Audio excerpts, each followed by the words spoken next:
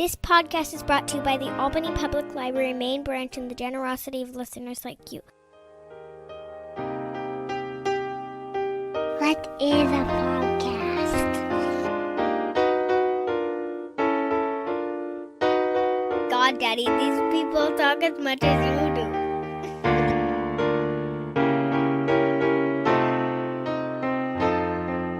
Razib Khan's Unsupervised Learning. Thanks for listening to the ungated version of the Unsupervised Learning podcast. If you want to read some essays on some of these topics, please check out razib.substack.com. Again, that's razib.substack.com. Thank you. Hey everybody, I am Razib Khan here with the Unsupervised Learning podcast, and today I am here with Dr. Nathan Cofnas. Dr. Nathan Cofnas is I'm trying to pronounce this right, Leverhulme Early Career Fellow in the Faculty of Philosophy at the University of Cambridge. I do know you got your PhD at Oxford in philosophy, your undergrad at Columbia. You are American, which I think they will know by listening to your voice, but you say on your website that people think you're British. I mean, you have a British look. There's something about you, man. I do have to say. I'm you very look triggered by appropriate. that, by the way. I'm No, your American. teeth are fine. Your teeth are fine, but like there's just like something very scholarly looking about you. That's what I'm gonna say. So anyway, but you've been in Britain for a while, on and off, I guess. I think you were in Asia for a little while. And so that's where you are. And some people might know you from various controversies where you were hired by Cambridge, and the students figured out that you had some controversial. And I don't say controversial in scare quotes. I mean, I'm controversial myself, so I'm just saying descriptively, in the world out there, views about race that were very problematic in this day and age. Actually, maybe more like 2 or 3 years ago, and so there was there was a petition to get rid of you from your position. And so, you want to talk a little bit about that? What happened? Where are you now? How do you see the future going, and that sort of thing? Yeah, there were several petitions to fire me. So the story goes back to December 2019 when I was a DPhil student at Oxford. So my background is philosophy of biology. I'm interested in applying evolutionary theory to problems in philosophy and science, and that includes human biodiversity and the scientific and ethical controversies connected with that. So when I was a DPhil student, I published this paper called Research on Group Differences in Intelligence, a Defense of Free Inquiry. And I published it in a respected journal called Philosophical Psychology. And I responded to a number of scholars who have made the argument that either we should lie about race differences in intelligence, or we should just not study it, because if we would discover something bad, then that would have terrible consequences. Eric Turkheimer says it would be like a nuclear bomb, a social scientific version of a nuclear bomb.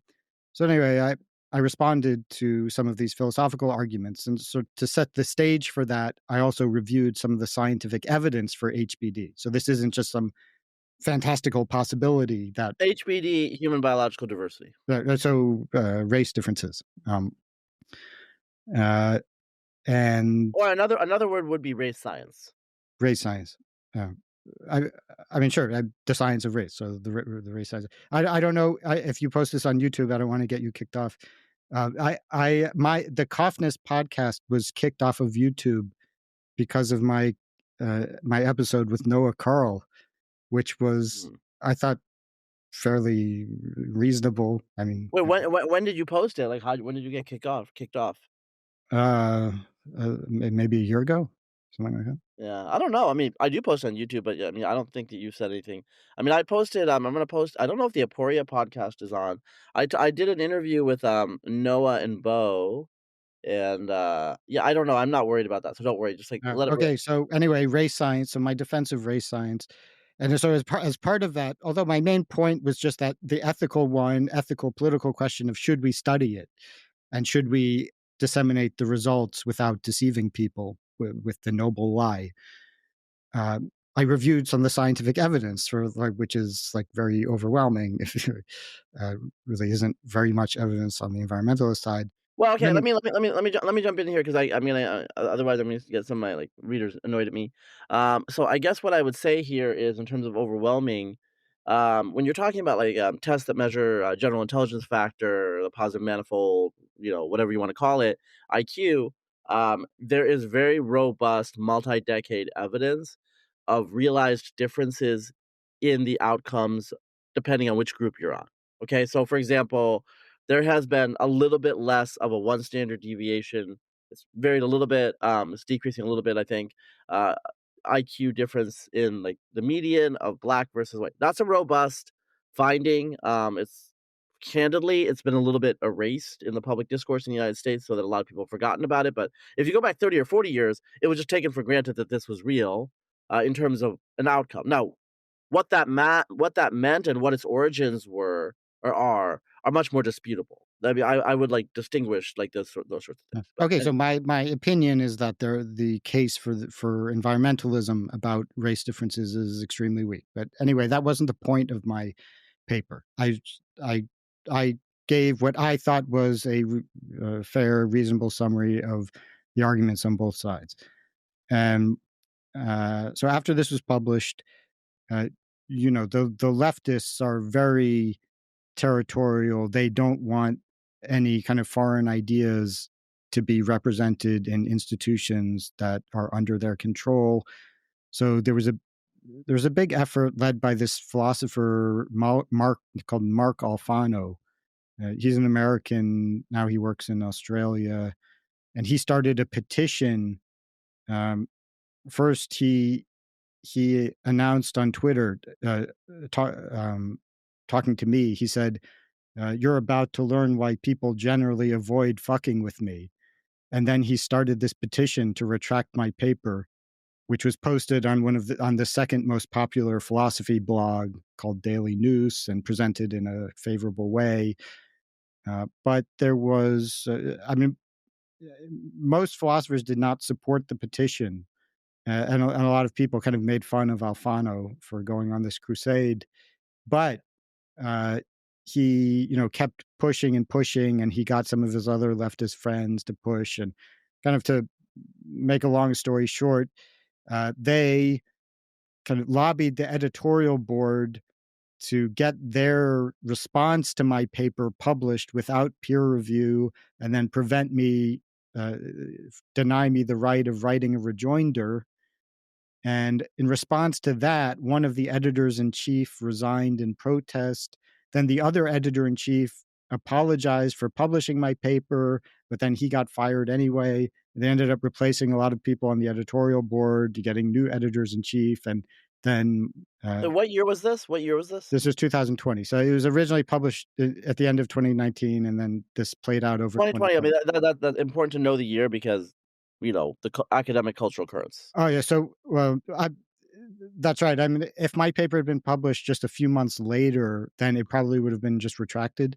But what happened was, so if it had been published post Floyd, then yeah, or the protest, then it would have been outright retracted. But they said they weren't going to retract it, and then after the Floyd stuff happened, then that empowered the censors, so that they were able at least to get rid of the editorial board. Well, let me just say, okay, we follow this stuff pretty closely. And, I assume most of my readers understand what we're alluding to here. After George Floyd died, I think it was the end of May of 2020. There were the Black Lives Matter protests. There was basically a little mini cultural revolution. A lot of things happened within the 30 days or even months, but really it like peaked within the 30 days and then kind of like gradually declined over time. But there's a cultural revolution. There were purges, and then people took it as an opportunity to settle scores and expel the thought criminals. I will tell you, myself, I wasn't like canceled. Like I was already pre-canceled, so it was like I was inoculated a little bit. Like what could they do? But I will say that there were attempts in academic Twitter to demand that people unfollow me, and some people did, just like population geneticists, that sort of thing. And they explicitly said like this is BLM, and we need to expel Razib Khan from whatever polite society, and it kind of did. I mean, there were like multiple attempts and multiple events, and mostly it's like crazy grad students, whatever. But that was totally different than the world a couple of years earlier, and to some extent now, but that's partly because everyone's on Blue Sky. But like, I just want to set the context there. So now I had no problem whatsoever at Oxford. Like the Oxford philosophy department, especially at that time, was very strong on free speech. Since then, there's been a controversy. We won't get into the controversy with Nick Bostrom, who is a very eminent philosopher who was kind of persecuted for some politically incorrect comments he made. But I'm certainly, without doxing anybody, there are a lot of people in the Oxford philosophy faculty who are quite aware of race science stuff that you're not supposed to about race sciences. A lot of people in philosophy attracts like kind of not really what we would call autistic leaning people, like the utilitarian bean counters, kind of effective altruist people. Even if they don't make a big deal out of it, they tend not to be the kind of people who are like really emotionally bothered by having an idea that's different from the mainstream. And among the students in the DPhil program, I would guess that maybe 1 out of 3 was familiar with basic concepts in race science. So anyway, I graduate from Oxford, then I get hired by Cambridge, and like a month later, the student journalist find out about the controversy with philosophical psychology. So I get word that they're writing an expose about me, and then so I go pick up the newspaper, and then they had this quote from me, like, controversial Leverhulme Early Career Fellow Nathan Cofnas says that the truth is important and it must be pursued, or something. They found like a quote like that, like, and then this was like leading into the hit piece, and it just seemed like very weak to me. But so I didn't worry about it. But then I guess at that time there were a few petitions that people started to fire me. Like the Leverhulme Center for the Future of Intelligence, like held a meeting to complain about why was I hired and I should be fired, but nothing came of that. Then in January 2024, I started a Substack. So my first post was why we need to talk about the right stupidity problem, and I argued that why does the right have such a conspicuous human capital problem? Like we can't, like every serious university in the United States and the UK, for that matter, is controlled by leftists. Like, why do we lose? And also like corporate culture leans left and woke, and it's not because of the law. It's not because Marcuse came up with a plan for a long march through the institutions. It's because this is the ideology that smart people are disproportionately attracted to. So why is it that there's no alternative on the right that can attract a substantial number of smart, talented, morally normal people? I say that's because wokeism is more intellectually coherent philosophy than any mainstream right-wing alternative, because wokeism follows from taking from premises, moral and empirical, that are accepted on both the mainstream left and right. The empirical premise is the equality thesis that all groups have innately the same distribution of socially relevant traits, and therefore any disparities in socioeconomic status must be the result of environmental forces. And therefore there's a moral emergency to correct the environment until you have equality. And in practice, I mean, the most obvious environmental explanations for the disparities are going to trace back to past or present white racism. So that's why leftism, wokeism makes more sense. It attracts smarter people, and the mainstream right is left with the people who are too stupid to understand the implications of their own beliefs, or people who are just too morally insensitive to care. So nobody at Cambridge had any problem with me, and uh, a bunch of evidence about how conservatives on average have lower IQs. The right wing elite is has less capacity than its left wing counterpart. So that didn't bother anybody at Cambridge. Then a month later, in February 2024, I wrote a guide for the hereditarian revolution, where I said the way to fight wokeism is to promote knowledge of hereditarianism, of the genetic basis of race differences, and this included a frank discussion of what the race differences are, and then this led to more intense protests, and I was also affiliated with Emmanuel College. So Cambridge, like Oxford, has a collegiate system. So at Cambridge, there are 31 colleges. Most people have an association with a faculty or department and a college. And I was associated with Emmanuel College. And Emmanuel College terminated my position because they said I had my Substack post could be read as a challenge to the values of diversity, equity, and inclusion. And those are the values of the college. And therefore, you can't be a member of the college if you've challenged the values of DEI. So I'm currently, I've filed a lawsuit against Emmanuel College, and prevailing in that would be a historic court case if that were to work. Yeah, I mean, this has been a couple years now. Where are you right now in terms of how you're feeling, your future in academia? You have a Substack. A lot of people have Substacks now that are kind of like academic mavericks. I mean, just in general. I mean, not just like the thought crime space or whatever. I mean, there are who's it? Ryan. I'm not gonna say.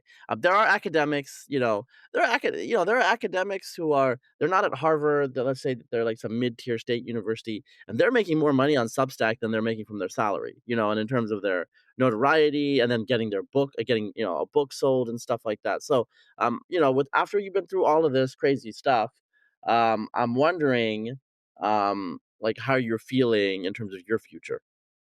Yeah, I mean, I'm certainly can't help but think as my contract nears its end, what options will be available. I very much like the idea of retaking the institutions, and being part of a scholarly community is something that I find value in. And although whether that will be possible, given how my reputation has been smeared by Cambridge and Emmanuel and so on, remains to be seen. On Substack, like my a number of my posts have been like very successful in terms of reaching a large audience and generating discussion. It hasn't translated into a huge amount of income. Although I haven't paywalled anything, so but it's very painful for me, the idea that I would paywall something that the whole point is to share the idea with Yeah, people sure. who might not agree with me, and who are definitely not going to want to pay me $5 a month. And also, for making a real living on Substack, I'm happy on with a salary that would be relatively low by American standards. But there's a lot of pressure to just churn out content.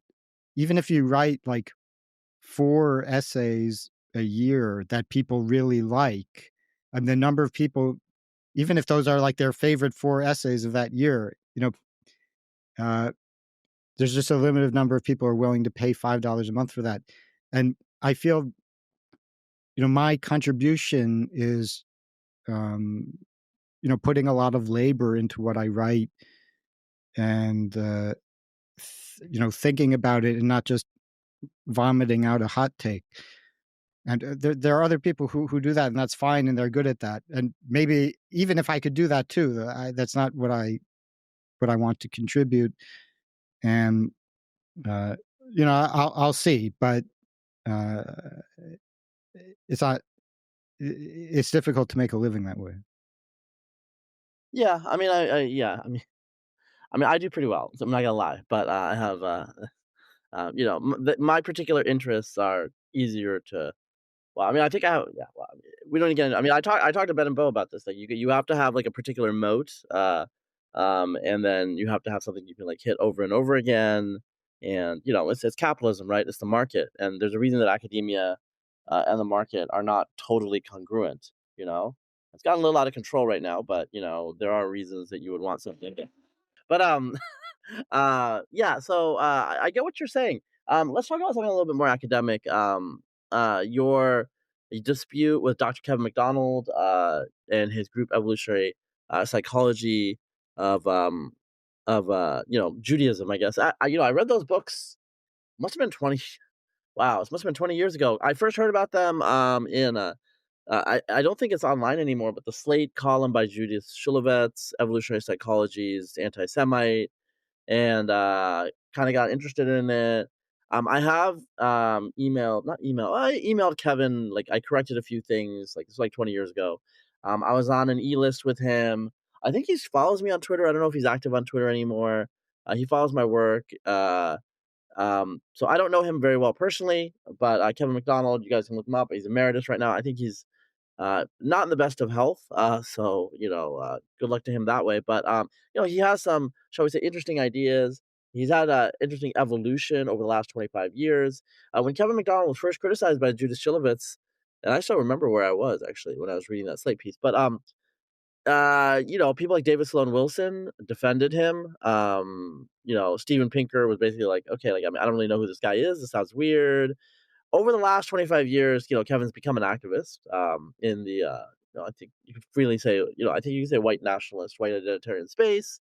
And so it's a little different talking about him now in 2025 than in 2005 when, let's just say, the mask hadn't come off or he hadn't, evolved in his views from being descriptive to prescriptive, right? But with that context, can you talk about, your engagement with his ideas and his responses to you, and how you're feeling about that debate right now?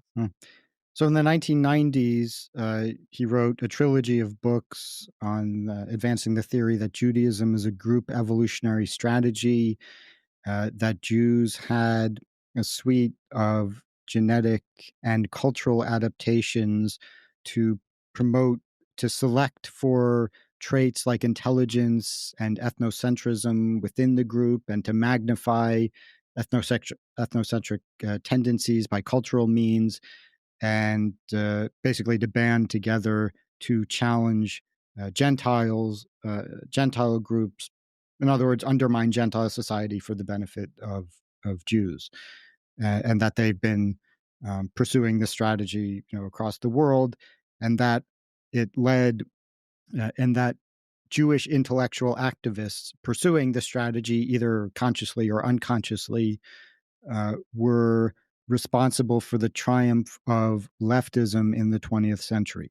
So his book, the final book in the trilogy, is called The Culture of Critique, published in 1998, and he goes through various intellectual movements that he disagrees with, especially those promoting cultural explanations over biological explanations in social science, open borders, general critique, as the title says, like a culture of critique. So critiquing Western civilization and exalting non-Western civilization just as a means to undermine Gentile solidarity. But MacDonald says that at the same time the Jewish intellectuals were doing this, they were promoting the opposite policies for Jews and for Israel. So ethnocentrism for Jews, but pathologizing ethnocentrism in Gentiles, open borders for the United States, but an ethno-state in Israel. And then he claims to find, evidence in the correspondence and statements of important figures like Freud and Franz Boas and so on, to support the idea that their true motivations were the group evolutionary strategy, not the pursuit of science or goodness or truth or anything like that. So now I first became aware of, and then as Razib was saying, then McDonald had this fairly minor elected position in HBES, the Human Behavior and Evolution Society. And then I guess people were not really aware of his controversial views. His books hadn't been widely read, although some of them had been in his first book, published in 1994, was like endorsed by Hans Eysenck and some other people. Then David Yeah. Sloan Wilson. And I want to reiterate. I think it's quite clear in the series of the books that his views probably evolved. I'm like, so when the people elected him and like they didn't know all of his controversial views. I just want to be clear. I think it's really obvious that since like say 1994 when his first book came out and like about like 2005 there was a shift internally in Kevin MacDonald, and so I do want to make that clear for the people out there. Like, how could a guy like this, with his views, get elected? Well, he had different views at different times. It happens anyway. So then there's this expose of him published by Judith Shelvitz, and there's a controversy at HBES. Then Steve Pinker commented on the controversy, saying that McDonald's ideas didn't, meet the standard to warrant attention. Now, so you could argue about whether or not that was true, but I think there are two reasons to take somebody's ideas seriously and engage with them. One is that their ideas actually have intrinsic merit. They've actually made a good argument. And the second is just that they are influential. The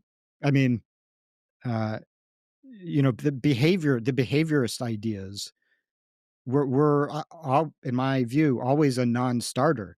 You just have to go outside and observe a squirrel or an animal that is born and then engages in a series of instinctual behaviors that could not possibly be the result of conditioning. This was so behaviorism was always a non-starter, but that when it became the most influential theory in psychology, it was obviously worth it to engage with it and show why it was wrong and take it seriously and refute it on its own terms. So I was first exposed to McDonald's ideas when I was in high school. I was taking classes at Columbia as a visiting high school student, and Ralph Holloway, the anthropologist, introduced me to race science and intelligence research, and also Kevin MacDonald. And I didn't read it very carefully.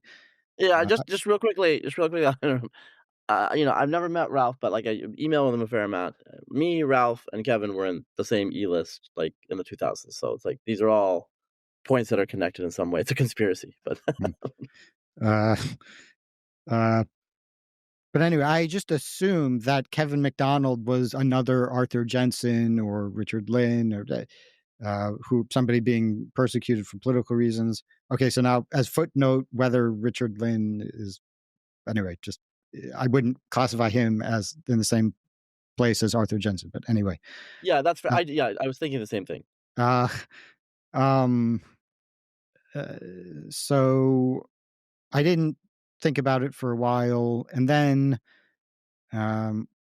later, like after I got in, I had a year off between when I was an MPhil student at Cambridge and then a DPhil student at Oxford, and I read his book carefully, The Culture of Critique, examining the evidence critically, looking up some of the sources that he had given, his references for his claims, I found that his scholarship was in many cases seriously flawed.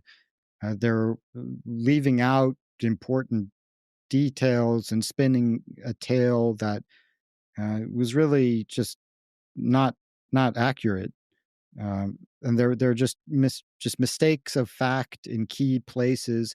Now, I should say that um, this would be you could probably do the same thing for most academic work. Like if you actually, I like when I see people cite me, like maybe a third of the time, like it's completely the opposite of what I said. Like people just churn this stuff out and nobody is fact checking anything, and something can be in the literature for years and decades and nobody will ever check. But anyway, this was important because McDonald's work was like the basis for many people's whole worldview. So at a certain point you should check to see if it's right or wrong. And I thought that it was wrong, very tendentious. And I proposed what I called the default hypothesis, which is that, yes, it's true, Jews are overrepresented in the leadership of these leftist intellectual movements that Kevin MacDonald doesn't like. But the default assumption should be that Jews are overrepresented in these movements for the same reason they're overrepresented in all intellectual, cognitively demanding activities.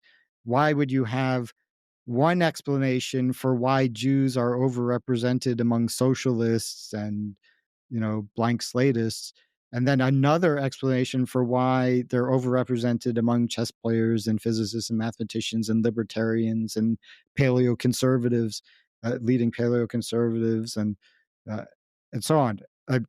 So now I'm not saying that the default hypothesis must be right, but it's more parsimonious than McDonald's theory, which is that it's intelligence which explains the overrepresentation in the activities that are politically neutral or that McDonald even likes, and then this group evolutionary strategy that explains why they're overrepresented among socialists. And of course, I mean, one of the problems with his theory is that he claims that there's a double standard among these Jewish intellectual activists, that they want ethnocentrism for Jews, but then no ethnocentrism for Gentiles, open borders for thee, but no open borders for me, meaning Israel.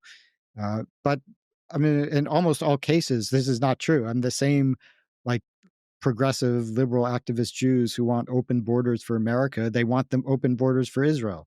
They want, people like Franz Boas, who MacDonald falsely claimed married a Jewish woman. In fact, she was a Gentile. I hired a genealogist to confirm this. People have been confronting me because when they ask a chatbot if Franz Boas's wife was Jewish, the chatbot says yes, because the chatbot is just regurgitating stuff that it read online, which all traces back to McDonald. But I actually found a genealogist to go back 2 generations, and yeah, they're all Catholics, and her name isn't even Jewish anyway, and so. But Oh wait, Fran, I want to jump in here real quickly because you've been good narrative, but I do want to say I think part of the issue here I think is in the United States. I think it's different in other countries, but in the United States, people are not aware necessarily who is and isn't Jewish. I mean, they kind of are. There are some people that are like Jerry Seinfeld. People know he's Jewish. He talks about his Jewishness all the time, blah blah blah, all this stuff, right? Most people don't know that Paul Newman is half Jewish. They don't know. They don't know that like there are Jewish people, Jews everywhere, right? And so what happens with some people is someone's like, oh, they're Jewish, and then or they go to the site of I think it's Hadassah. It's like a Jewish women's organization, and they love counting Jews, okay? And then they stumble on this site, and they're like, oh, 30% Nobel Prize winners are Jewish. All these executives are Jewish. All these intellectuals are Jewish. And they're like, oh my God, like there's Jews everywhere. And so I do want to say that In the American context, I think sometimes anti-Semitism just comes from the fact that people don't know basic facts, and then they start searching for explanatory models for those facts. Kevin, is frankly an overly intellectualized version. Mostly, more people go for like kind of lower IQ types of anti-Semitism. But I do want to make that clear. Like, your point is well taken, but just a lot of people, like in my social circles as an adult, because of who I hang out with, I would estimate a third of the people that I encounter have some Jewish background, whether they're full Jews or half Jews. I actually have a lot of half Jews among my friends for whatever reason, probably because generationally. But anyway, my point here is like in like cognitively demanding or like selective subcultures, professions, you're not going to avoid this. This is just ubiquitous. But if you don't know how to recognize a Jew, you know, it's going to be shocking. And then it's like, okay, why is this, right? So Well, and also now they'll count anybody, even if they're half Jewish, they're definitely Jewish for McDonald. Sometimes they'll even extend this to people who are quarter Jewish. And like Tim like Wise. or Tim Wise is Harrison a quarter Ford Jew. or Harrison Ford. Yeah. So See, I know. but You're like Nathan's like, wait, what? uh but if your scientific anti-Semitism procedure is to just find a group of people doing something you don't like, and then discover that at least one person is at least half Jewish, and then pin the blame on that person, which is actually very close to what McDonald does. I mean, there's no systematic like search that he does. Like it's like he just looks for people doing something he doesn't like, and then says they're Jewish, or if they're not Jewish, he finds a Jew A that Jewish they're connection. associated. So A somebody Jewish connection. like John Dewey, who's doing something McDonald doesn't like, but he's not Jewish. But he's the Gentile front for a Jewish intellectual movement. So, and also you mentioned that a lot of people are half Jewish. McDonald specifically, his big prediction that he made was that Jewish intermarriage rates would go down and the number of Jews would go up, because one of the tenets of the whole goals of the Jewish Group Evolutionary Strategy is racial purity. But intermarriage rates have been upwards of 70% for 2 generations. So most of the secular Jews, or people of secular Jewish ancestry, now are Mishlings of the first or second degree. Okay. Okay. I don't want to get like totally sidetracked on this, but since Kevin came out with his theory, there have been actually, obviously, as you know, because I know you have read some of the things in my Substack. There have been actually like a fair amount of work on the genetic structure of Jewish populations. We know a lot more than we did. So, for example, when Kevin was when there, I do remember an exchange, and I apologize for like the E-list is gone, so I can say it now. But Kevin was citing work, I think, out of like Duran Bahar's lab, with, and it was basically like and Michael Hammer's lab, but 80% of Y chromosomes that Ashkenazi Jews, Northern European Jews, or European Jews in general, because very few Sephardic are left in Europe, but their Y chromosomes can be attributed to a Middle Eastern origin. That was like 25 years ago. And that was to show, oh, Jews are genetically distinctive in Northern Europe. Well, over the last like 25 years, there's been more and more evidence that actually the majority of the ancestry of Ashkenazi Jews is European, even if, an appreciable amount is from the Middle East and is like the shared common ancestry with, say, Sephardic Jews. Actually, like, there's gonna be a paper out. Basically, Ashkenazi Jews are a modified form of Sephardic Jew. We don't need to get into this, but the idea here, though, is like, it's a group evolutionary strategy. It's biological, it's genetic, and yet it turns out that, well, now we know Ashkenazi Jews are actually a more European population than a Middle Eastern population, which it doesn't necessarily mean that they can't have gone through adaptations and changes, but that does change a lot of the narrative that Kevin was articulating about 20 years ago, how about Europeans are altruistic because of the Ice Age. Well, it turns out Jews are Europeans too. Ashkenazi Jews are Europeans too. So Yeah, I don't know that would necessarily undermine his argument, because I think he would say, so you're starting with the Middle Eastern population, and then they're absorbing European DNA, but not randomly. He would say there are people who chose to be part of They the were ethnocentric group. spiritually And, Jewish. and also, he says that there are these eugenic mechanisms within the community to select. So let's say the convert is just some random European, um, but still there'll be selection for Judaism, for your willingness to participate in the Jewish Group Evolutionary Strategy. So if you're not ethnocentric, then you would just be expelled from the group and you'd become regular European again, and nobody would know that you were Jewish.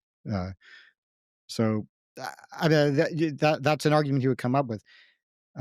Now, there's like a kernel of truth to his, which is like obviously a kernel of truth to his theory, which is that there is this kind of evolutionary system of Judaism, this cultural system which gets inherited and is instantiated by the group, and then is passed on from generation to generation. Although the genetic structure of the population, can change and diverge from other Jewish populations, but there's something about the culture of Judaism which allows it to persist, and it's just a fact that's true of all cultures that persist. But that it's a big leap from that, which is kind of just a truism, to Jews were a necessary condition for the triumph of leftism and all this bad stuff the stuff that MacDonald thinks is bad. So I think, the first thing obviously true, the second thing not supported. So you got involved in this stuff. Just to be candid, you are 7/8 Jewish. So like what was the initial response when you pushed? Like, give me. I know the response, but like tell the people what happened. Like, I mean, because just the stuff I saw about you is expected, but I'm 1/8 goy, so it's okay for me to make goy jokes. It's you got the pass. You got the G pass. I have a fast. Yeah. Imagine how long my nose would be if I were eight out of it.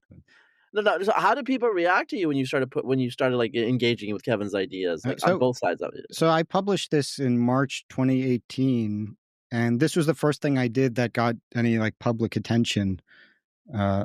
So it was published in the journal Human Nature, and the next day it had like 1,000 downloads, and I thought, wow, like that's a lot. And then the next day it had 20,000, and then Jordan Peterson retweeted it, and then I was kind of new to Twitter at the time, and there were then thousands of like alt-righters, because this was the maybe toward the end of the peak of the alt-right. They started jumping on Peterson and then on me, and it was kind of because I wasn't used to that at the time. So it was kind of in. I wasn't sure how to deal with that. What,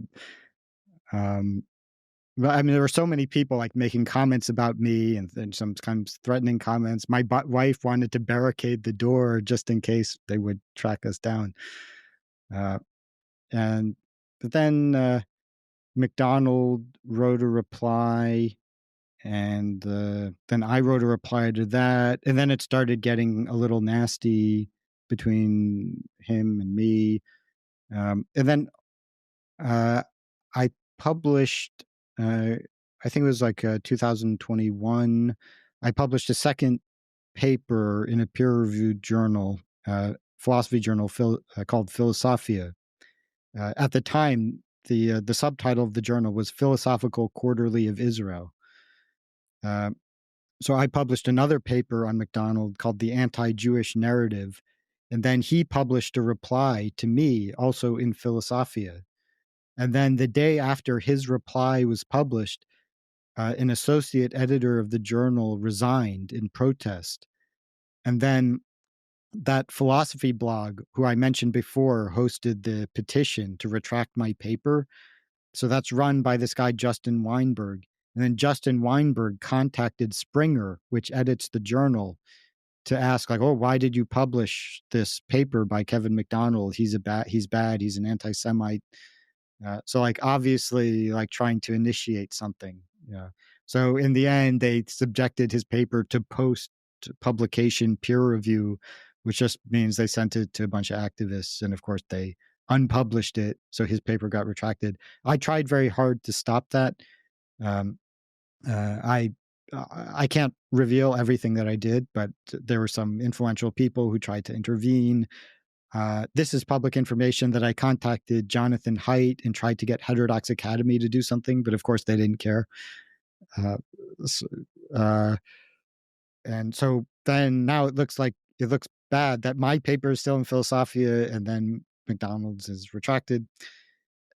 And then I published my final reply to McDonald in 2023 in Todd Shackelford's journal, Evolutionary Psychological Science, and that was my final statement on the debate. They tried to cancel Todd. I don't know if that succeeded. I remember that too, by the way. Kevin Bird tried to cancel Todd on social media. I don't remember why. But he published bad things like your stuff, probably. I don't know. Yeah, but that never really went anywhere. Right? No, they ran out of steam. Okay, let me just say something really quickly from an evolutionary genetics perspective. There's a lot of things to engage with in Kevin's work. I mean, these are big works. Even if you don't think that it's of high scholarly merit, there's a lot of citations. There's a lot of work put into it. And so there's a lot of places you can grasp. What I grasp is Kevin has a group evolutionary model, an interdemic model. So a deme is just a population that interacts with each other, that breeds with each other, etc. A random population, and it engages in competition with another deme. I mean, you can think of our own body as a deme, as an organism. So these group evolutionary models use the organismic analogy for populations, right? So imagine a population as an individual. So individual selection works. Well, populations can also undergo a selection. And there is math to support that.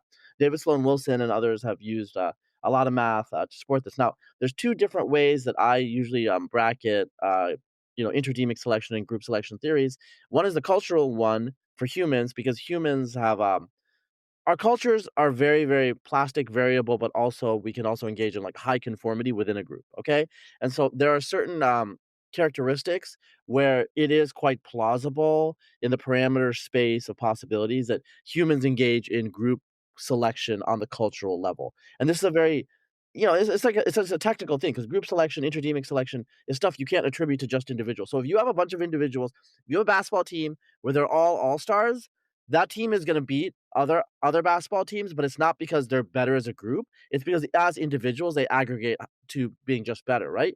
There are other basketball teams where you look at them and you don't actually see that they have like such great standouts, but they work together in a group. So there's an emergent property within the group that is not reducible to a lower level on the individual. So that's the analogy that I'll use to explain what a group evolutionary strategy would be and how it would play out.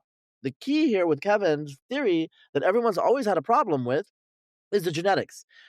In a lot of mammalian populations, there's not enough between group differences in the genetic material to imagine that it can be biological, because selection happens when you have differential fitness associated with a heritable characteristic, and it has to have genetic variation at the level of organization that you're evaluating. And so there's a lot of genetic variation among individuals, when you have two neighboring groups. Now, you could have a situation where the math could be easy, where it could be Khoisan competing with a bunch of Han Chinese, okay? The problem with this is that this never happened in the wild, and I've asked Kevin this, and he tends to dodge. The groups that were interacting with each other historically are very genetically similar. And so if you're going to make a biological argument that the group evolutionary strategy is biological and the group selection is happening biologically through genes, you have to have genetically very different groups. This is why Kevin's argument that Ashkanazi Jews were very genetically different was such a big deal 25 years ago, because already it started to be clear that they weren't very genetically different. Now, he can make arguments about selection on certain traits and stuff like that. But again, this is kind of like moving up the hierarchy of parsimony now, because like now you have to have like selection on subset traits. Anyway, this is like a technical issue, but this is the main reason that a lot of evolutionary geneticists just don't evaluate some of Kevin's work seriously, because he is wedded to this biological idea as opposed to a cultural idea where the math can work better, right? There are problems with the math at the heart of a group evolutionary strategy biologically in humans. So I'm going Well, to put that out there. That's I, like the fundamental thing. Yeah. I, well, there are a number of critics of MacDonald who tried to, dismiss him on methodological grounds that it's implausible that there could be this kind of group selection theory that he posits. Now, I don't think that the arguments against group selection apply to cultural group selection, because we have mechanisms of forced conformity within groups that just nullify those objections, in my view. But Kevin doesn't hold to just cultural group selection. Right. So, but I He don't thinks that there are think. biological differences. Yeah.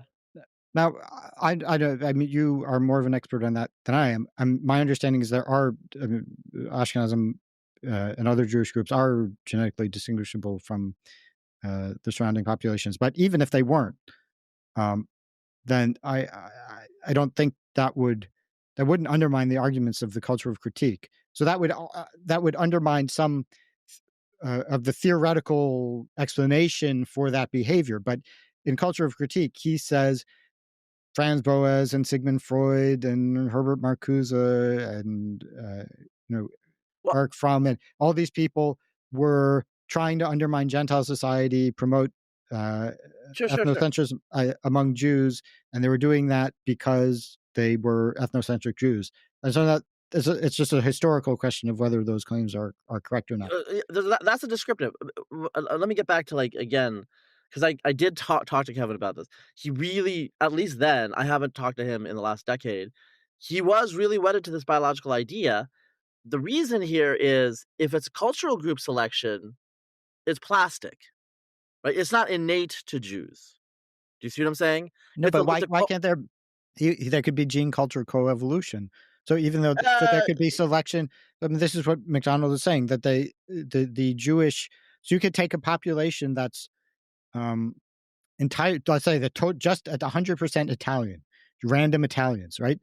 And then you raise them thinking that they're Jewish, and so some of them grow up to be rabbis, and they're studying the Talmud, and then they inherit this culture, or they receive this culture, and then they create all these institutions that select for ethnocentrism and intelligence, and 200 years later, right? I think you can make an individual selectionist model. I'm just saying he rejected that. I tried to make that argument. He rejected it. He was very, very wedded to the idea of the group interdemic dynamic competition, right? Okay, so this is a comment on how Kevin MacDonald what he himself is invested in his theory. I'm saying that if he were wrong about that, but we're right about everything he says in culture of critique, that would still be a big deal. Sure. Well, I mean, just objectively, we'll get this out of the way. And actually, I'm gonna step back a little and then move forward. So the issue is Jews are genetically distinct. I mean, they're clearly you've read my stuff. Everyone knows you can pick them out, right? The key issue here is the level of genetic distinction the Jews have in the ratio of their genetic variation compared to their neighbors with the between population variation. The selection coefficient has to be ungodly high. Okay, and so that's basically it's hard to get it when you do the graph and the parameter spaces to get it in that part of the graph. So moving forward, objectively, it isn't that shocking to say that Jews do exhibit some level of ethnocentrism. I mean, most populations do, and there's variation between different populations at different times, right? That's a descriptive statement that I think a lot of people can accept.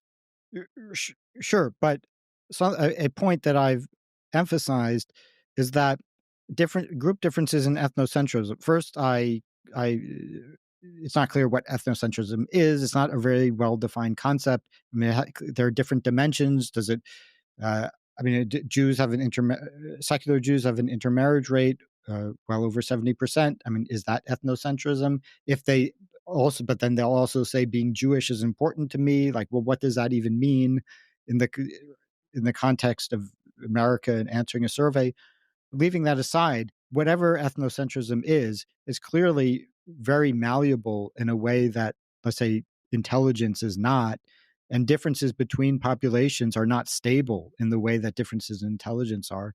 So if we're having this conversation 80 years ago, 80, 90 years ago, we'd say that Germans are the most ethnocentric people in the world because, well, yeah, obviously. But now we say they're the least ethnocentric people. Then there hasn't, Yeah. probably that's not due to genetic change. So it's a very environmentally, uh, um, Well, what's the I think like, the argument for Jewish ethnocentrism that people would make is, well, I mean, from a Christian and a religious Jewish perspective, they would just say that this is because of God's will. But like, the fact that Jews have had an identity as Jews, I think I think you could say a little over 2,000 years being conservative. Like some people would say 3,000 years. I don't think that's correct, but I mean, that's a minor technical detail. So okay, well, why do they have this like identity and this memory? And it's because they have this ideology of who they are, and like there's stuff in the Talmud that's explicit about like if you have like a Jew or a non-Jew, you have to prefer the Jew in various ways.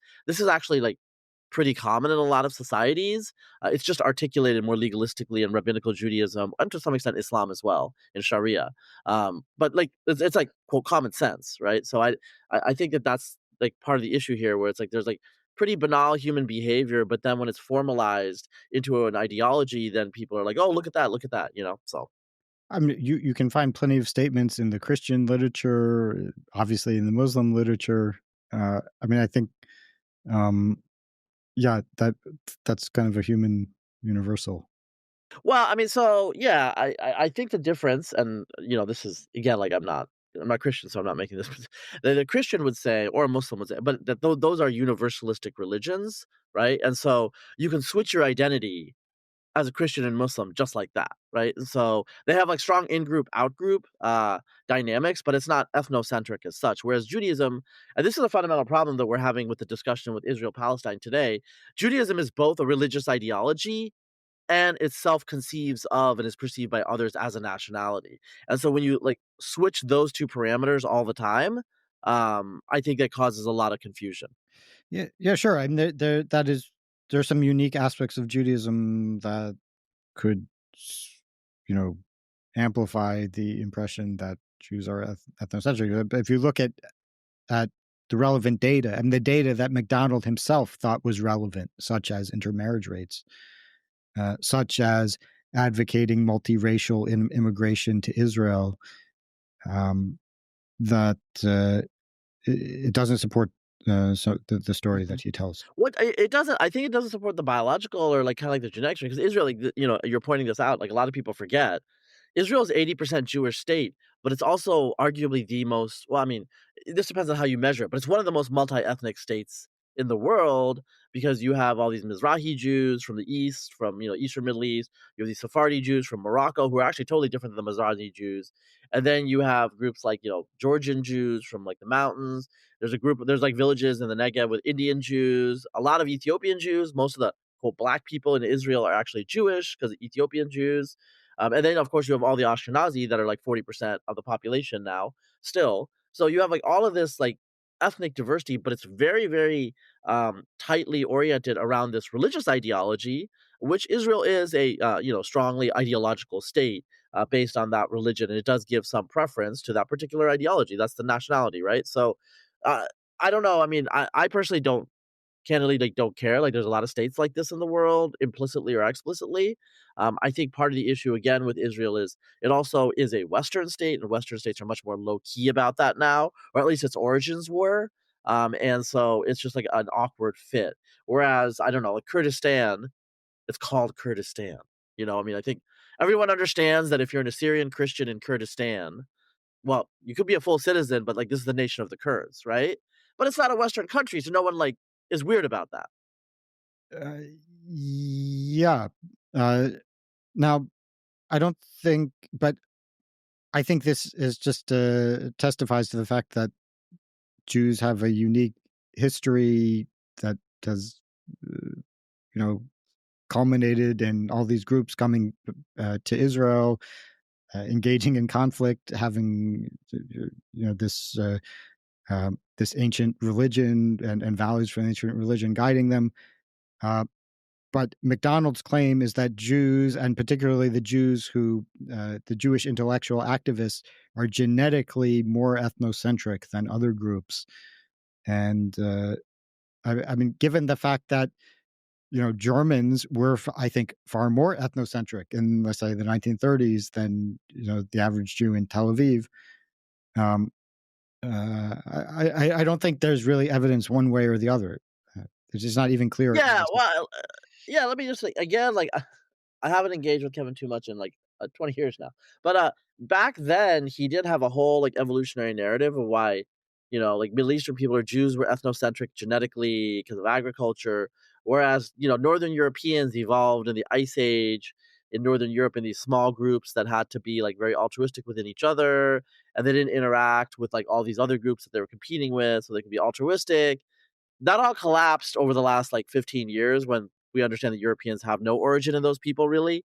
Um, and like I remember like on podcasts like in 2010 he would be like, white people have been in Europe for 45,000 years, which is like totally wrong. White people didn't exist before 5,000 years ago, so he's had to update a lot of things. I don't know where he stands on all that, but a lot of the evolutionary foundation, I mean, maybe he can make it work, but I know for a fact a lot of it has changed underneath him, so I don't know how he Yeah. explains that. So, I mean, to paraphrase Nevin Suserdich in another context, it's like having a debate about intelligent design where you just argue about like the details of the flagellum or something and the logic of evolutionary theory, and never mention kind of the fact that this is a religious the religious motivation, like everything that.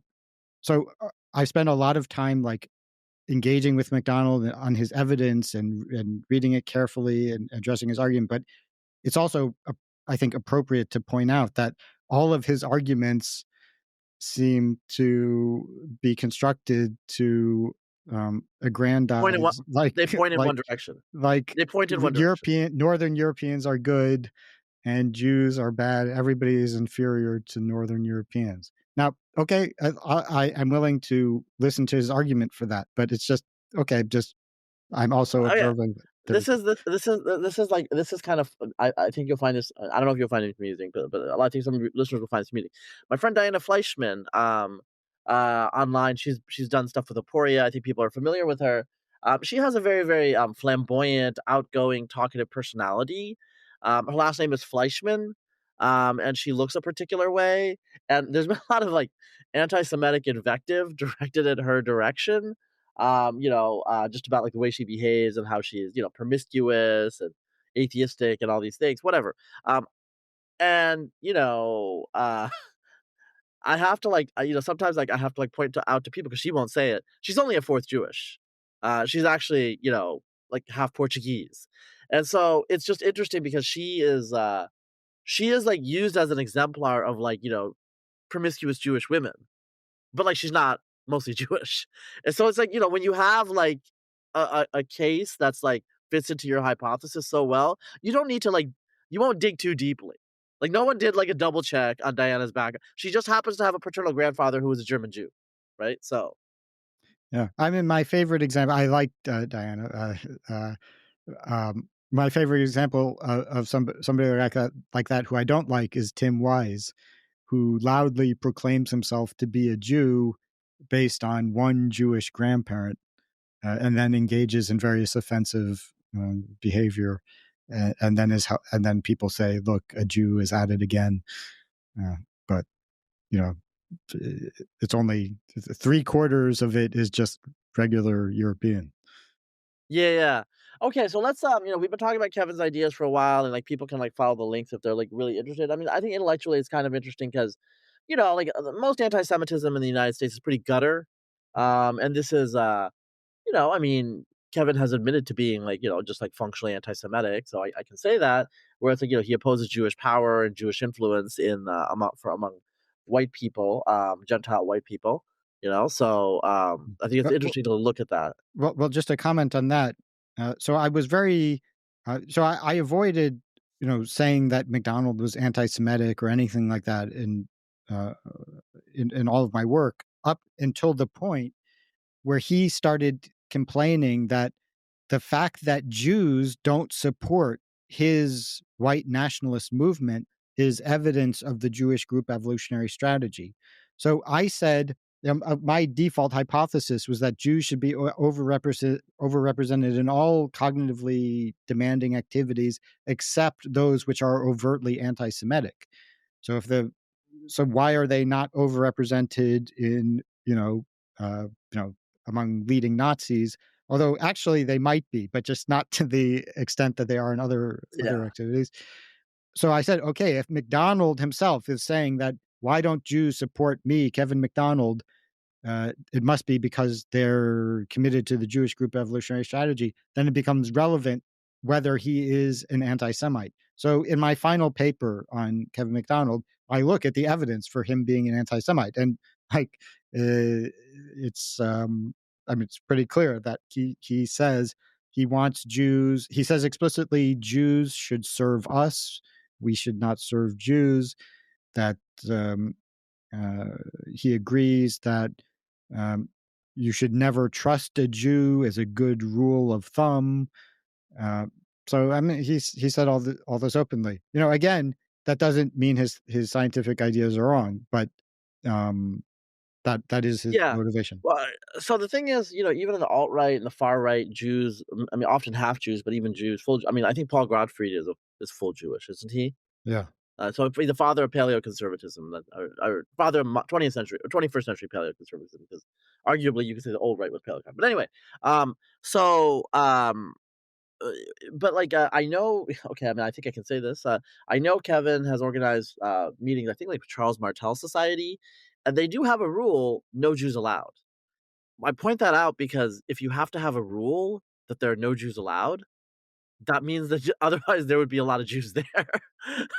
So, like, even on, like, the really hyper European, pro-Gentile far right, there are people of Jewish background who are involved or in and around that movement, and so they have to have rules to keep them out.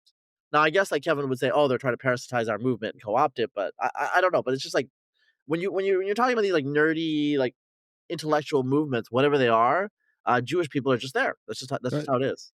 So if they don't support the movement, then it's because, oh, they're not supporting us. So that's because they're against us. And if they do support the movement, then they're parasitizing on it. They're trying to Yeah, infiltrate it. There was a quote by Hitler.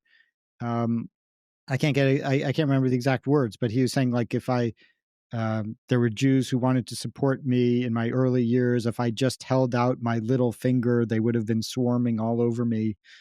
Um, and there was a group of Jews who supported Hitler, and that they ended up getting, like, arrested. um, their yeah, organization was banned, and they got arrested. So, yeah. uh, Well, well, okay, so yeah, go on. Wait, I, you close up.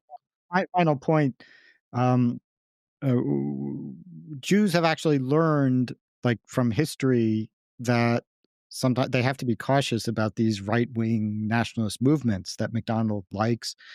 Uh, so Italian fascism was the idea behind Italian fascism really was developed by Mussolini's Jewish associates. It was considered by many in Nazi Germany to be a Jewish movement, and there was a rumor which was taken quite seriously in Germany that Mussolini's real name was Maslov, and he was a Polish Jew pretending to be Italian to infiltrate um, Italy in the service of Jews. I talk about this in my paper, Still No Evidence for Jewish Group Evolutionary Strategy.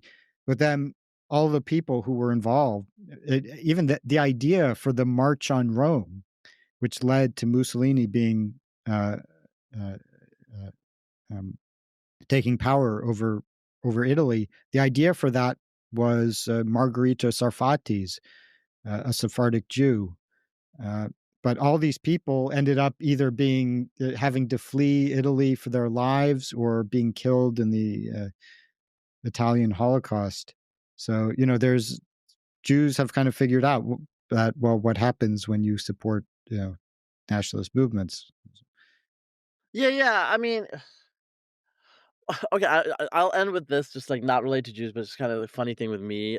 So it's like sometimes there are like larpers, they're because they're mostly not real people, but like sometimes they're kind of realish, but like they're like, oh, I don't know, like they're just like well, Razib, like your children have to go back where they're from, and I will just say, well, I have to kill you then because like they're from here, like it's like that's there's no, and they're like, see, you are anti-white, and I was like, well, I mean.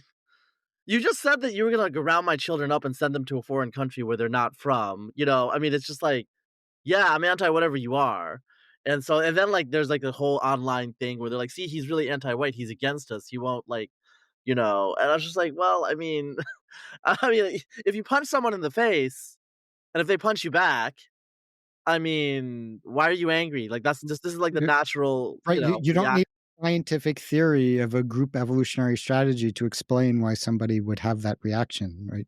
Yeah, So yeah. I mean, sometimes interests are really straightforward. So, I have friends who are gay, and on the conservative side. I don't have like strong opinions about the gay stuff in like a normal social conservative way, I guess. But like I am pretty candid with them that there are times and positions where even if like we are aligned on so many ways and they do agree on libertarian economics or whatever, they got to vote for the left wing party because they're gay, and that's just their interest, and that's just how the world works, Sometimes you just have to, like, vote for your interest or because, like, that's what it is, and, like, maybe you think it's existential. Like, if you're a gay person and you think, like, a Republican victory in the United States is existentially, threatening, well, then you gotta be a Democrat. It doesn't matter what your view on capitalism or all these other things or, like, robust foreign policy, are, right? And so, like, if you have an anti-Semitic party, the Jews are going to be against that party, not because they're like, hyper ethnocentric, but because the party's anti-Semitic. So, example that I give actually to kind of like undermine the idea of like Jewish leftists overthrowing, Western civilization is the French Revolution, where Protestants, basically they were like Protestant forms of recusants because they weren't officially allowed until very recently. They're way overrepresented among revolutionary activists. It's not because, like, Protestantism is fundamentally revolutionary, although I think it might be a little bit, but it's just because, like, Protestants were religiously persecuted really intensely for over a century at that point, and, the left side in the French Revolution were definitely gonna give them a better shot. So, of course, they supported the overthrow of the old regime. The old regime oppressed them, right? And so this is just like a natural reaction, and it's not a group evolutionary strategy, it's just that, like, they were literally persecuted, and there was a side that said that you didn't need to be persecuted. well, I mean, you saw this also with Indians who were making serious overtures to the Republican Party uh, last year, and then the right went on this crusade to show how racist they are against Indians. And but the complaint against Indians had been they're voting Democrat. Why are they voting Democrat? Why don't they support the right? They started to support the right, and they say, "Well, we hate you, and we don't want you to support us Yeah. because."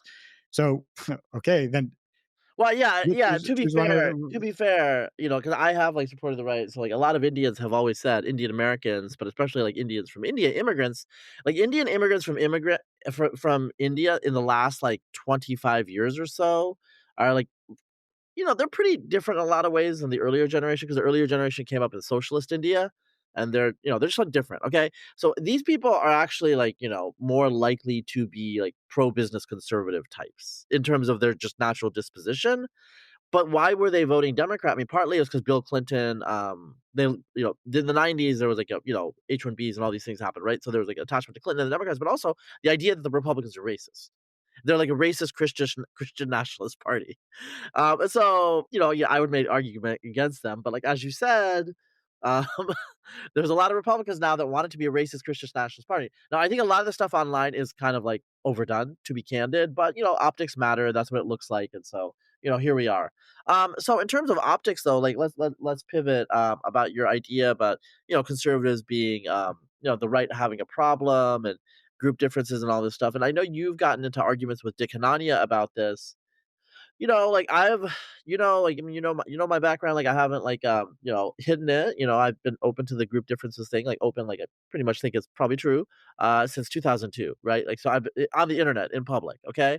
So, I've seen this, and I know that there are a lot of people that believe this privately, who are just normal liberal people. You're mentioning people at Oxford, whatever. I know some of the same people. This is not like a big secret, but in the public space, it tends to be a non-starter, because people just assume moral qualities to this, and it's just, I mean, in a multiracial society, multi-ethnic, multiracial society, it just seems like people don't want to confront it. Um, what would you say to that?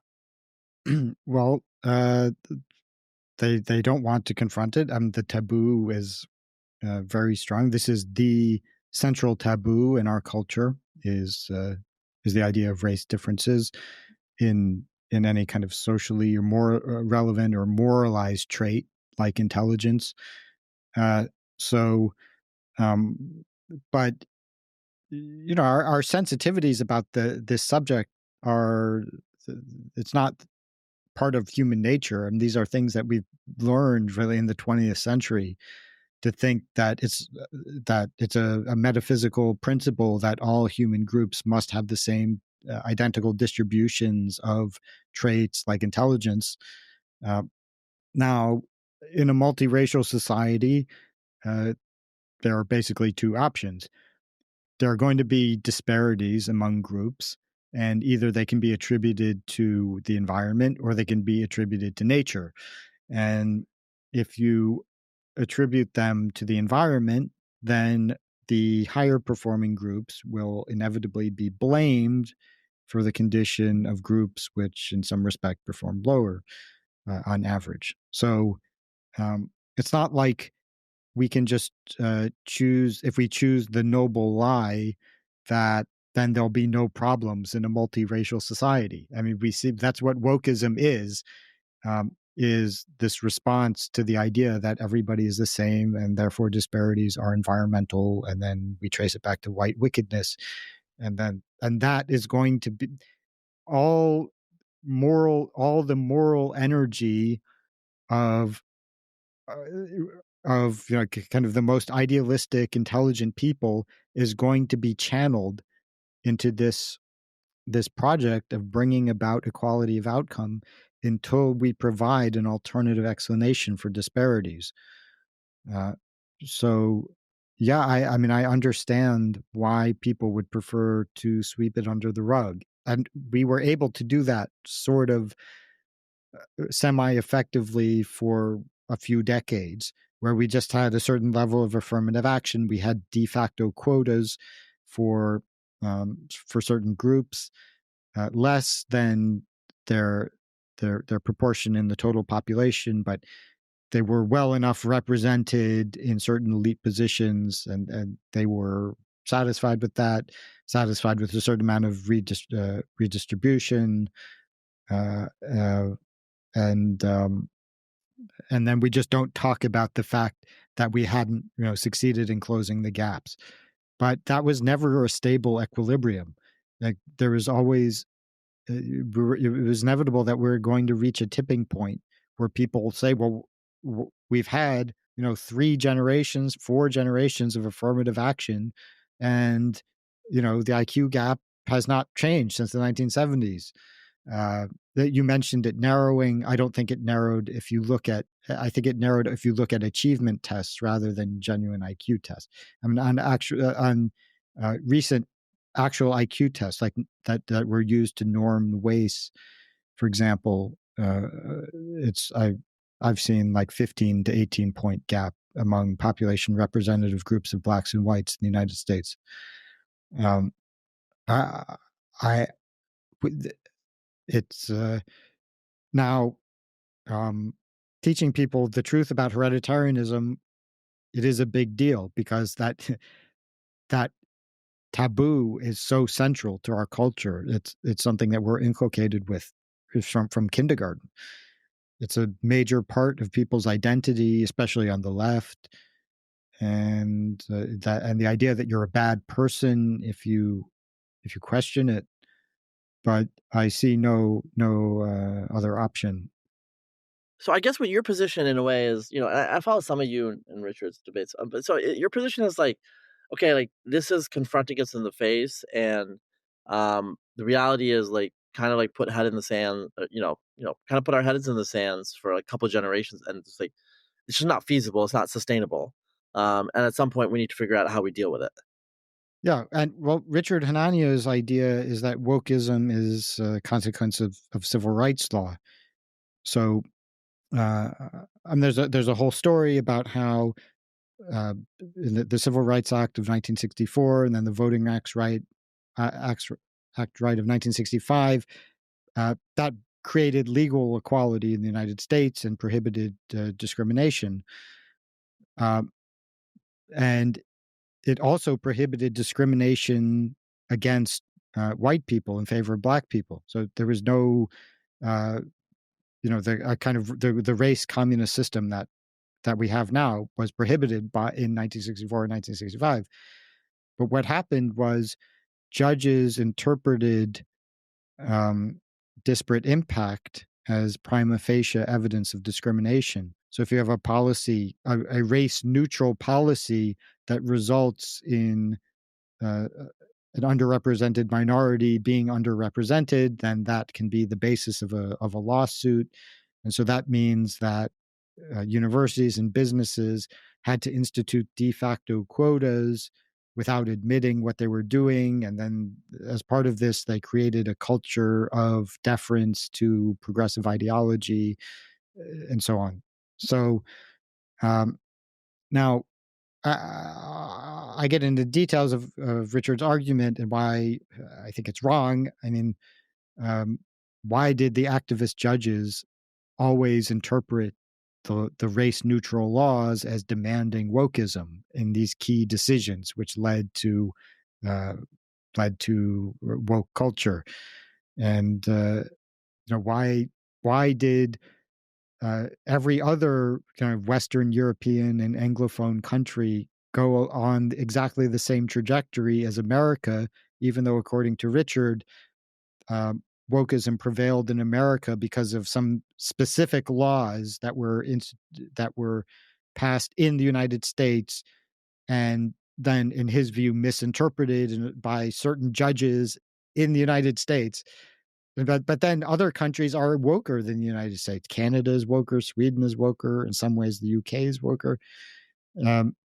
And it's also just not true that wokeism was, of course, wokeism has been reinforced by the law, but a great deal of wokeism is due to the fact that the government bureaucracy, the judicial establishment, the university establishment was made up of people who wanted wokeism. That was already their ideology, and the law was just reinforcing what they wanted.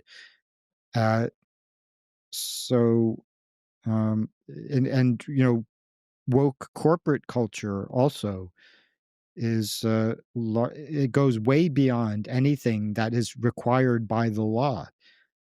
Google is woker than Harvard, according to like employee donations, and some other measures. There was no law that said Google had to hold a company-wide crying session after Donald Trump got elected in 2016. This is just the ideology of smart people, high-functioning employees, and so that's corporations. Okay. I've heard this argument, and it's plausible. I do have to say something though here. We both know that there are many liberal people who think that there are. I mean, we don't need to focus on the fact like Indians are not very athletic. Okay, like no one cares. I think it's funny. People think it's funny. It's not a big moral thing, So when it comes to group differences, we're talking about the brain, right? That's the only thing people really care about. So there's a lot of people that we both know who are just like normie liberals, but they think that there's probably group differences, and they're not privately woke, but they go along with it, right? I'll give you like some. I'm going to give the listeners some examples. Like, we're pretty deep into the podcast, so if you're this far, um, I know a lot of geneticists who agree with, who there's like no daylight descriptively in terms of your understanding of intelligence and its roots between you and many geneticists. Okay. Now there are other geneticists, woke geneticists, that will say like I'm lying. That's not true. Like, I'm not lying. The issue is just like they know very well that I won't out them or I won't judge them. Whereas like, there's a preference falsification issue here where people don't want to talk to each other, and like I'm kind of an intermediary, right? The funniest example I will give you is a woke geneticist who I used to be friends with, a very woke geneticist, statistical geneticist with a physics undergrad degree from Princeton. Those of you who are listening know exactly who I'm talking about, among the scientists. But we used to be friends. He denounced me online, and he said at one point during the 2020 period, "Oh, Razib says a lot of geneticists privately agree with him. I think that's bullshit." Well, you know who agrees with me? His first graduate student. Right? He doesn't know this because his first graduate student would never tell him. But um, so it's like there are these sorts of things that we live with kind of an understanding of, right? Underneath it. But I think the problem here is, and you're talking about Google. Look, I've been in Silicon Valley. A lot of people in Silicon Valley are quote unquote based about these sorts of issues, but they just don't really care about this stuff that much. Honestly, they want it to like, like they will go anti-woke to just like get it out of their lives. But this is not something that, they're not like Kevin MacDonald. They're not going to organize their society around race differences or whatever, right? It's just not a big thing for them. I guess what I'm saying is like, I think people would be more open to talking about it if there was a way for them to like just integrate it into their broader political social ideology without making it seem like they're white nationalists, because they're not, and they don't care, about that sort of stuff. And they do have certain like beliefs, but like, why does it matter? Now, I think what you would say, and to some extent I would say this too, well, it does matter because like look at what happened in 2020, and like look at a university. So for example, University of San Francisco Medical School went from 40% Asian to like low 20% Asians, right? And they did that obviously through like, illegal affirmative action. But setting that aside, these are going to be doctors. That's going to have an empirical effect on people's lives. We know that it's going to change the behavior of patients and other people too. Like the consequences are bad. So there are bad consequences that come out of that. Set that aside. Like, let's take that as a given. But there's still people who don't want to deal with it. What do you like? Do you think that there's going to be a way to like, have a, I don't know, like, I think Paige Harden has not copped to believing in any group differences. She was agnostic during the Vox period. I don't know what she is now. I haven't talked to her too much, but could there be a liberal hereditarianism? Like even Freddie DeBoer, who is close to a liberal hereditarian, he also rejects group differences. No, and Catherine Page Harden rejects group differences. She says there's no evidence. Okay, there's a difference between agnostic and rejecting it. Okay, that's true. She says there's no evidence, and they could go one way or the other. Like we have no idea. That in itself is a very controversial view. Sure, but I'm trying to say that the maximal woke position, which is not like very minor position, is that you shouldn't even entertain this because it's not possible because of the way evolution works. I'm just saying.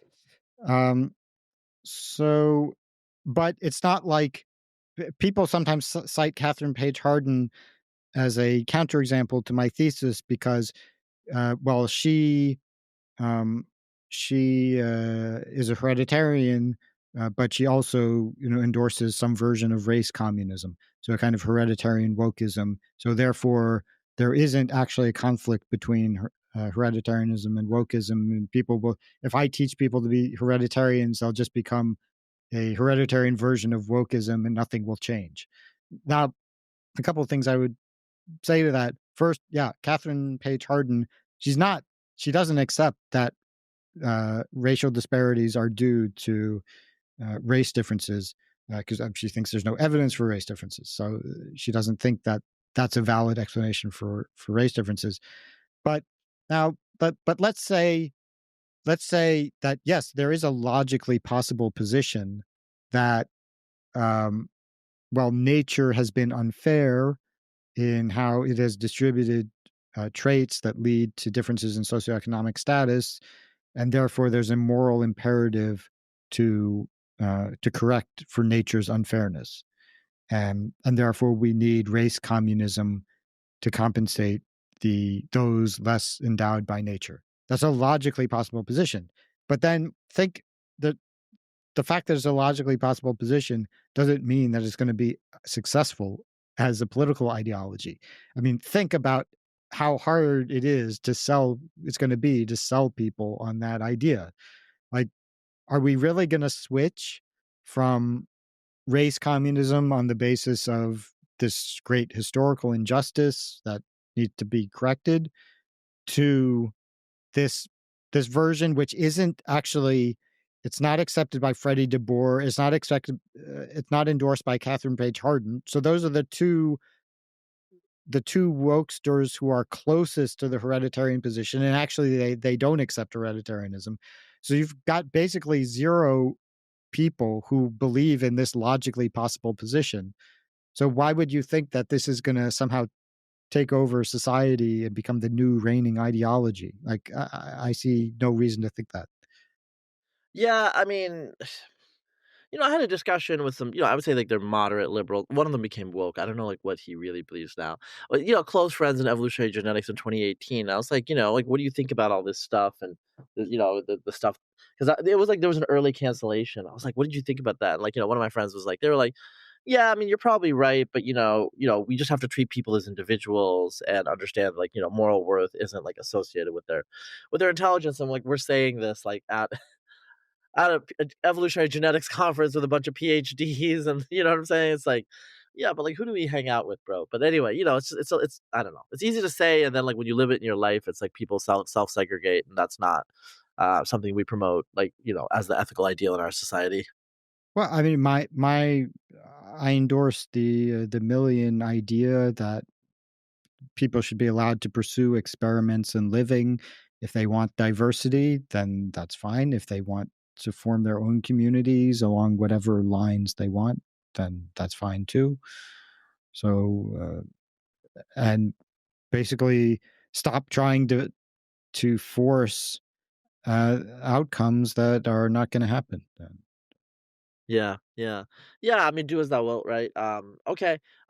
So in terms of like your academic intellectual interest, like where do you think you're gonna go in the future? Like what topics are interesting you?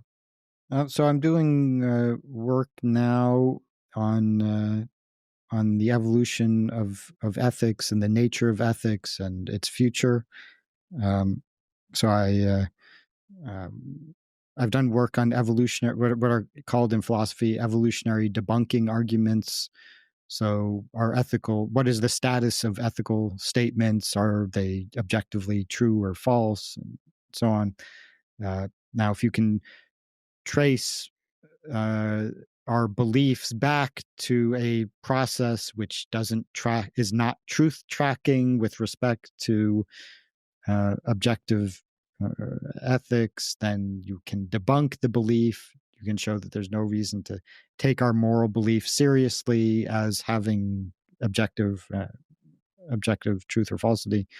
So I'm doing work on that and the rise of leftism as a naturalistic phenomenon and its future, whether leftism is the end of history, which I think is a view that is becoming less tenable with each passing month. Uh, that's what Well, I'm how do you working feel on. about it's like not on my list of things I was gonna ask you. How do you feel about AI? Like, are you a doomer? Are you an optimist? Like, do you think your job as a philosopher, uh, as a thinker, will be over by 2031 or 2030 because AGI will be here, the artificial intelligence, the LLMs can do it better than you? Nope. I don't believe that LLMs, chatbots engage in genuine thinking. I mean, um, they can, uh, th- by their nature, they can't add anything uh, to what they can sort of reshuffle, and they can make they can predict the next word. They predict the next word based on stuff they've read. But what it means to do something creative is to do something that can't be predicted. So, I mean, LLMs have already been trained on all human knowledge that's available, and I'm not aware of even one single idea that a chatbot has had that uh, is actually impressive or good in any area that I'm familiar with. Mm. Not a single poem that's any good, not a single joke that's any good. I don't mean good for an LLM. I mean actually good. Like they haven't been able to write a single essay that's good.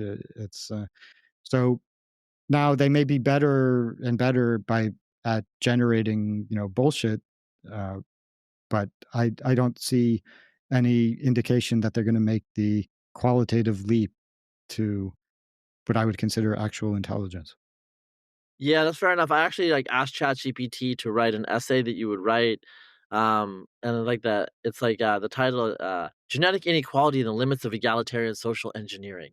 And the quote, when a policy is built on a scientific falsehood, its failure is not a matter of if, but of when. So I mean, it's read your stuff and then So even it has the opportunity to plagiarize me, and this is. But I think I assume you've read at least enough of what I've written to see that this is yeah. not how I write. So, The style is a little yeah, yeah, yeah, yeah.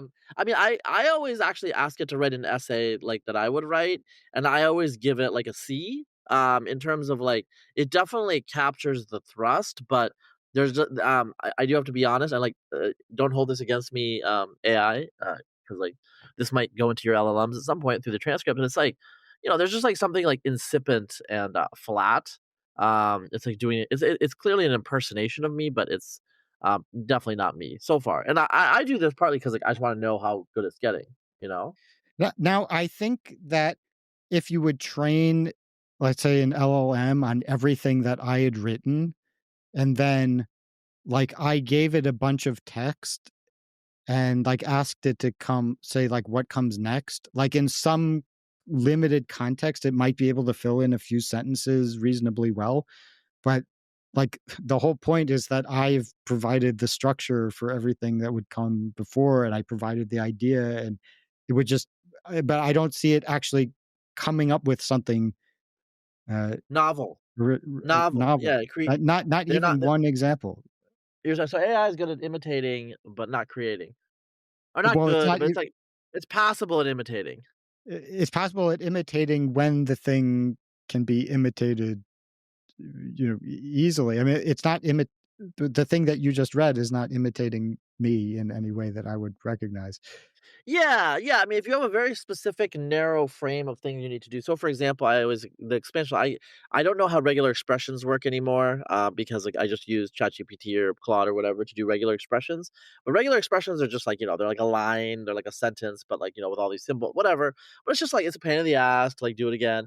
And so ChatGPT and whatever is really good at those. But when it comes to like writing code, I mean, vibe coding, I don't know. A lot of it's like pretty inefficient, but it makes it accessible for a lot of people. So I think like in the software space, it's clear what AI is doing, but software, programming language, these are very, very clear and distinct problems that are modularizable, and then you can like chunk them. And a lot of software is, just you have to reuse the same things over and over again with like little tweaks. And I think AI is good at that. Yeah, but that's the thing. We already knew that computers are good at that kind of thing. Yeah. Right? But writing a poem, doing philosophy. Why hasn't uh, these LLMs? Again, they know supposedly everything that humans know, far more than I know, right? So um, why can't write ChatGPT write a philosophy paper on anything? Uh, y- y- Yeah. it's Yeah. got nothing. Swear. It's got nothing. All right. Well, I guess like hopefully you'll be still doing philosophy 5 years from now, and if you aren't, it's not because of LLMs, it's not because of AI, it's because of people right now. I don't know. maybe, It's maybe because you I've gotta. been murdered by one of the number of people who have said they would like to murder me. So, Really? yeah. Nobody said that they like to murder me. What's up with that? I think I'm Really? more offensive than you. I don't know. Like, I need better enemies. Hmm. All right. Well, I guess like obviously people can check you out on Google Scholar. Also, you have I think NathanCofnas.com and your Substack is, I see it every now and then. You're posting things every now and then, not like you're not like every weekly. So, but like people should check that out. Obviously you are an interesting fellow. I wish you the best of luck. And yeah, it was nice talking to you. But we've talked a little bit, but this is like the first like really substantive conversations that we've ever had. So, good luck there in England. I guess you like it there for some reason. No offense, but Yeah. enjoy your summer because it's going to be a short one, right? Yeah, summers are better here actually than in New York. Yeah, that's fair. Yeah, I'm from Oregon, so the summers there are pretty good too. But and we have mountains, like real mountains, not the crap you guys got in Wales and Scotland. But Yeah. yeah, got to get the last word on that. America, yeah. All right, I'll talk to you later, Nathan. All right.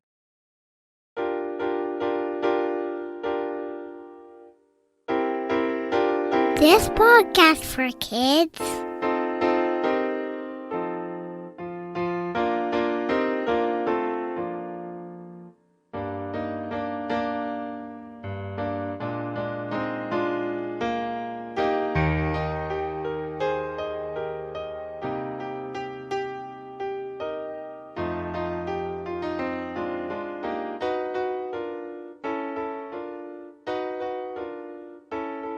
This